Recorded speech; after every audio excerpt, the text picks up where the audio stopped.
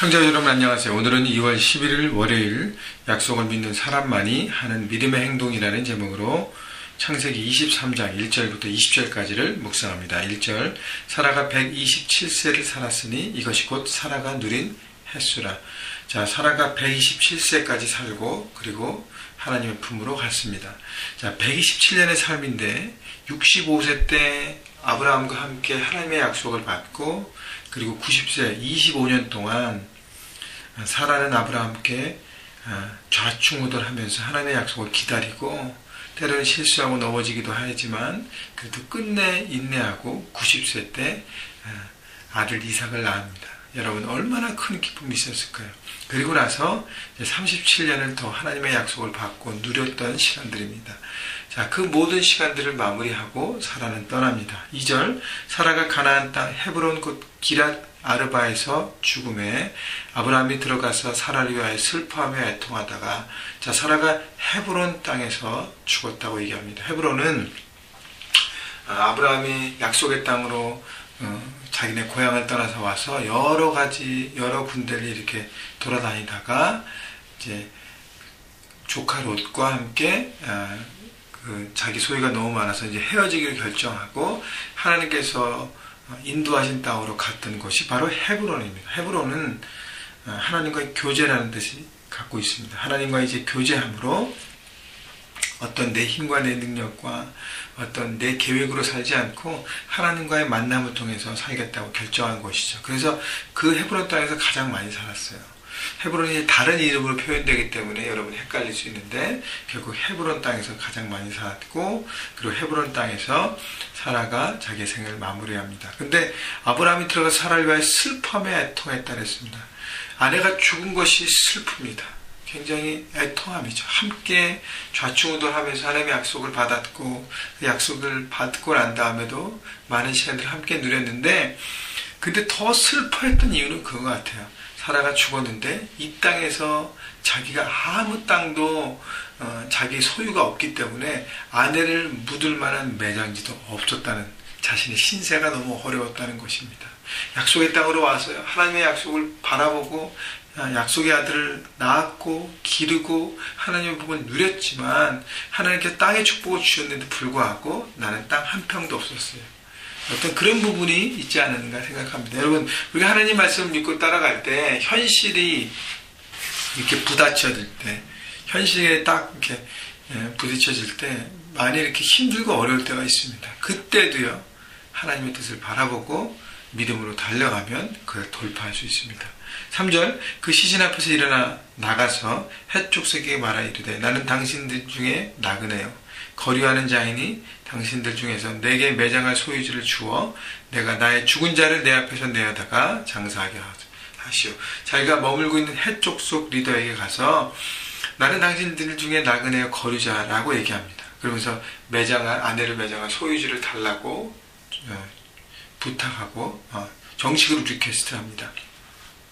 근데 아브라함이 자신의 어떤 아이덴티티를 이렇게 얘기하죠. 나는 나그네입니다. 그리고 거류자입니다. 그러니까 나그네로서 지금 이 땅 헷족속 땅에 거주하는 사람입니다. 여러분 이것은요 우리가 이 땅에 살아가는 우리의 아이덴티티도 똑같습니다. 우리는 나그네예요. 잠시 왔다가 잠시 떠나는 사람입니다. 그렇지만 거류하는 사람, 거주하는 사람, 잠시 나그네로 있지만 이 땅에서 거주하는 사람인 것이죠.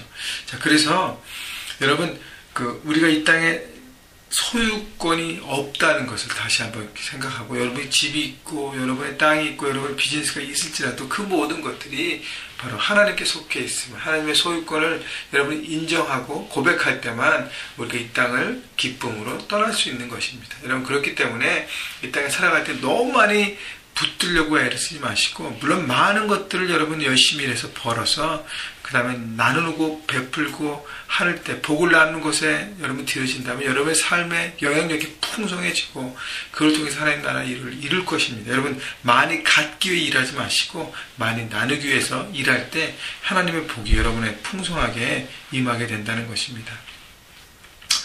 자, 5절 헷족속이 아브라함에게 대답하여 이르되 내 주여 들으소서. 당신은 우리 가운데 있는 하나님이 세우신 지도자이시니 우리 묘실 중에서 좋은 것을 택하여 당신의 죽은 자를 장사하소서. 우리 중에서 자기 묘실에 당신의 죽은 자 장사함을 금할 자가 없으리이다. 자, 헷족속이 아브라함에게 뭐라 그래요? 내 주여 들으소서. 당신은 우리 가운데 있는 하나님이 세우신 지도자이다. 리더라는 것이죠. 다시 말하면 리더는 영향력을 발휘하는 사람인 것입니다. 하나님이 세우신 지도자. 여러분, 이방 족속이 당신은요 하나님이 세운 지도자예요. 아브라함은 하나님의 임재를 늘 경험하고 하나님의 축복을 누리고 그 축복을 자기가 있는 곳에서 많은 사람들에게 나눠줬다는 것이죠. 그래서 이방 족속임에도 불구하고 아브라함의 사랑과 아브라함의 섬김과 아브라함의 나눔을 통해서 하나님의 존재를 깨닫고 하나님께서 이 아브라함에게 얼마나 역사하신지를 그들이 경험했다는 것입니다. 여러분, 이것이 바로 세상의 현장에서 우리가 있어야 될, 크리스찬이 있어야 될 모습이라는 것입니다.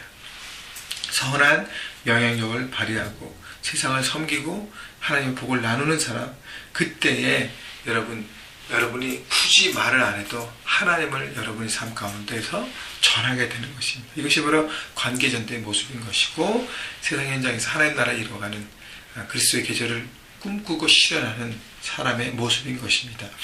7절 아브라함이 일어나 그 땅 주민 헷족속을 향하여 몸을 굽히고 그들에게 말하기를 이르되 나로 나의 죽은 자를 내 앞에서 내어다가 장사하게 하는 일이 당신의 뜻일진데 내 말을 듣고 나를 위하여 소알의 아들 에블론에 구하여 그가 그의 밭머리에 있는 그의 막벨라 굴을 내게 주도록 하되 충분한 대가를 받고 그 굴을 내게 주어 당신들 중에서 매장한 소유자가 되게 하기를 원하노라 하며. 자, 아브라함이 일어나서 몸을 굽혀서 정식으로 얘기합니다. 여러분, 몸을 굽혔다는 것은 세상을 향한 아브라함의 태도와 자세인 것이죠. 어떤 모습이에요? 겸손한 것입니다. 그 사람들이 자기를 지도자로 여길지라도 겸손하게 몸을 굽히는 것이죠. 또 하나는 예의 범절이 바른 것입니다. 여러분, 크리스찬으로서 우리가 겸손할 필요가 있어요. 겸손해야 합니다. 왜냐하면 우리의 주인은 하나님이고요. 우리는 그의 맡김은 받고 순종하는 자일 뿐입니다. 여러분, 겸손해야 되는 것이고, 그 다음에 예의는 사람에 대한 매너가 에티켓입니다. 여러분, 크리스찬인데 예의 범절을 지키지 않는다, 무례하다, 그것은 잘못된 삶의 방식을 살고 있는 것입니다. 아브라함은 몸을 굽혀 정식으로 리퀘스트하고 그 다음에 한 지역, 한 사람, 에브론이 소유한 막벨라 굴을 정식으로 살 것을 요청합니다. 근데 그 다음 보면 에브론이 그냥 주겠다고 얘기합니다. 근데 12절 아브라함이 다시 이에 그 땅의 백성 앞에서 몸을 굽히고 모든 사람들, 그 해족속에 있는 모든 앞에서 정식으로 거래를 할 것을 바라보는 것이죠. 내가 그 밭을 13절에 보면 내가 그 밭 값을 당신에게 주리니 당신은 내게서 받으시오. 내가 나의 죽은 자를 거기 장사하겠노라. 여러분, 거저 받으면 어떻게 돼요? 소유권에 대한 나중에 당시에 주인은 줬지만 그 다음에 주인의 아들이라든가 그 주인이 죽고 나서 뭐 다른 사람들이 그 소유권에 대한 분쟁이 있을 수 있기 때문에 정식으로 사기를 원했다는 것이죠. 여러분, 세상에서 거저 받는 것에만 너무 공짜만 너무 좋아하지 마십시오. 여러분, 정식으로 대가를 지불하고 그 다음에 구입할 때 그것이 바로 하나님의 사람으로 살아가는 법입니다. 여러분, 물론 내가 너무 어려워서 아무것도 없어 다른 사람이 섬기면서 받는 것은 그거는 또 필요합니다. 그러나 내가 대가를 지불할 능력이 있다면 정식으로 대가를 지불하고 그거를 받는 것이, 그것이 세상의 지혜예요. 세상을 살아가는 지혜인 것입니다. 그래서 아브라함이 정식으로 은 400세겔을 주고 땅을 삽니다. 이제 16절 보십시오. 아브라함의 에브론의 말을 따라 에브론이 헷족속이 든든해서 말한 대로 상인이 통용하는 은 400세겔을 달아 에브론에게 주었더니 18절 성문에 들어온 모든 헷족속이 보는 데서 아브라함의 소유로 확정된지라. 여러분, 이제 더 이상 두말할 일이 없이 모든 사람이 보는 앞에서 아브라함의 땅이 되었습니다. 자, 그래서 에브론의 밭 곧 그 밭과 거기 속한 굴과 그 밭 주위에 둘린 모든 나무가 아브라함의 소유가 됐어요. 19절 그 후에 아브라함이 그 아내 사라를 가나안 땅 마므레는 헤브론입니다. 막벨라 밭 굴에 장사했더라. 마므레는 곧 헤브론이라. 이와 같이 그 밭과 거기 속한 굴이 헷족속으로부터 아브라함이 매장한 소유주로 확정되었더라. 아멘. 왜 아멘이냐면요, 하나님께서 땅에 축복을 주시고 약속의 땅으로 인도하셨잖아요. 근데 아브라함은 아내 사라가 죽을 때까지 자기 땅에 한 평도 없었어요. 하나님이 드디어 막벨라 굴과 그 주변 밭을 주십니다. 물론 본인이 대가를 지불하고 하지만 여러분 돈이 있다고 땅을 사는 건 아닙니다. 주인이 허락해야 되고 정식으로 거래가 돼야 합니다. 하나님께서 그 모든 주변 상황을 인도하시고 이제 막벨라 굴을 통해서 하나님의 땅의 축복이 구체적으로 이루어질 것임을 아브라함에게 눈으로 보여지게 하는 것입니다. 여러분, 우리가 하나님 말씀을 믿고 나아갈 때 하나님께서 구체적으로 우리에게 보여주기 시작하고 그리고 마지막에 온전히 이루심을 바라보고 지금 눈에 아무것도 보이는 것이 없을지라도 믿음의 걸음을 걸으십시오. 그때 그 삶을 통해서 하나님의 일하심을 보게 되고 하나님의 역사와 함께 살아가는 축복을 누릴 것입니다. 여러분, 세상 현장에서 아브라함처럼 영향력을 발휘하고 그들을 섬기고 하나님의 복을 나누는 멋진 하나님 나라를 일궈가는 여러분 모두가 되시기를, 또 한 주간 그렇게 승리하시기를 주님의 이름으로 축원합니다.